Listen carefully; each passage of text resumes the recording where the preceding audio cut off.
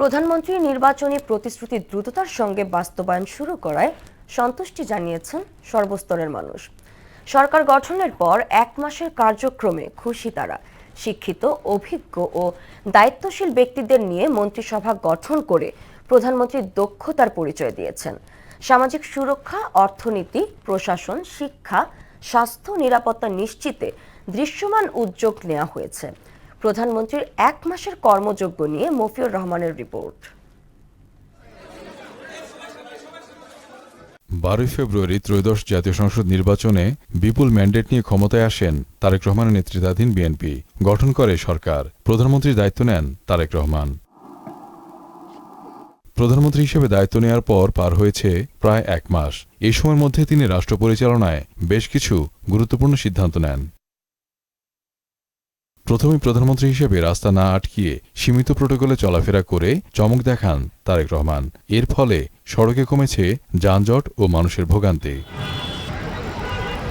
প্রধানমন্ত্রী নির্বাচনী প্রতিশ্রুতির অংশ হিসেবে ফ্যামিলি কার্ড বিতরণ কার্যক্রম শুরু করেন। 37,567 পরিবারকে প্রদান করা হয়েছে এই কার্ড। তিনি দায়িত্ব নেওয়ার পর এই দেশে ইতিপূর্বে যেই সিদ্ধান্তগুলো হয়নি সেরকম কিছু ব্যতিক্রম সিদ্ধান্ত নিয়েছে, যা আমাদের জন্য, বিশেষ করে ঢাকা সিটির জনগণের জন্য অত্যন্ত কার্যকর। এখন যে 1 মাস পূর্ণ হয়েছে, তার ক্ষমতা আসার পরে যে 1 মাস হয়েছে, এই 1 মাসে আমি দেখছি অনেক কিছু হয়েছে, আর কি অনেক কিছু করেছে। এরপরে উল্লেখযোগ্য কার্যক্রমের মধ্যে রয়েছে ইমাম মুয়াজ্জিন ও ধর্মীয় সেবকদের সম্মানী। 4,908টি মসজিদের ইমাম মুয়াজ্জিন, 990টি মন্দিরের পুরোহিত, 144টি বৌদ্ধবিহারের অধ্যক্ষ এবং 396 গির্জার যাজক ও পালকরা মাসিক সম্মানী পাবেন। নির্বাচনী এলাকায় অসহায় গরিবদের জন্য শাড়ি, 3 পিস ও হাজি রুমাল বরাদ্দসহ সকল পরিচ্ছন্নতা কর্মীর জন্য ঈদ উপহার পাঠিয়েছেন প্রধানমন্ত্রী। 27,000 কৃষকের মাঝে শিগগিরই শুরু হতে যাচ্ছে কৃষিকার্ড বিতরণ কার্যক্রম। প্রায় 12 লাখ ক্ষুদ্র ও প্রান্তিক কৃষককে 10,000 টাকা পর্যন্ত ঋণ মওকুফ করা হয়েছে। দেশব্যাপী খাল খনন কর্মসূচি শুরু করেন প্রধানমন্ত্রী। 20,000 কিলোমিটার খাল, জলাশয় খনন শুরু হয়েছে 54 জেলায়। এই কর্মসূচির ফলে সেচ ব্যবস্থা উন্নত হয়ে কমবে জলাবদ্ধতা, বৃদ্ধি পাবে কর্মসংস্থান।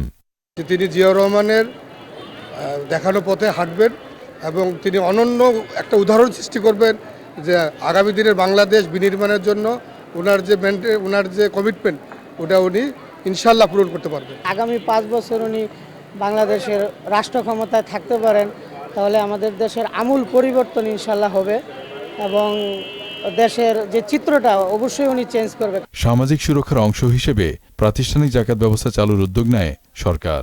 ফলে দরিদ্রের কাছে সম্পদ পৌঁছানো ও কল্যাণমূলক কার্যক্রম সহায়তা দ্রুত পৌঁছানো সম্ভব হবে।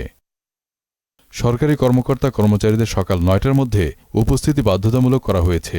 হযরত শাহজালাল বিমানবন্দরের 3য় টার্মিনাল চালু, বিমানবন্দর ও চলন্ত ট্রেনে ফ্রি ইন্টারনেট সেবা দেওয়ার উদ্যোগ নিয়েছেন প্রধানমন্ত্রী।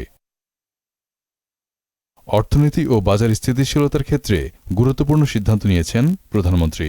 বাজার মনিটরিং ও জ্বালানি স্থিতিশীলতা, বিদেশি বিনিয়োগ সহজীকরণ, শ্রমিকদের বেতন ও বোনাস নিশ্চিতকরণ, রুগ্ন ও বন্ধশিল্প প্রতিষ্ঠান পুনরায় চালু, স্থানীয় উদ্যোগ ও কর্মসংস্থান বৃদ্ধিতে জোর দিয়েছেন প্রধানমন্ত্রী।